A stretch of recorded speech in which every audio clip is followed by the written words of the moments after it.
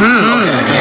I see an ice cream, and it tasted really good. I just walked down the street, I am walking with my brothers. I pulled up on my home, and I went inside the door. And I continue my day because I need to use my phone. I said, don't hit my phone, leave a message at the zone. I got many things to do, so you have to shut up. And I like to draw with crayons because they are pretty good. If I were to be an animal, I would get an elephant. This is fire, I will lie, but I find it put it rock and make it cry. I'm gonna stop, I'm gonna be gone. Bring it back, got my pants, just kidding, I don't have money. Then I went inside the restroom, then I walked inside the hall. Okay. I got what? I got money, you're so funny, no I don't. I contracted evil and it was really freaking awesome. I just need a FBI, open up!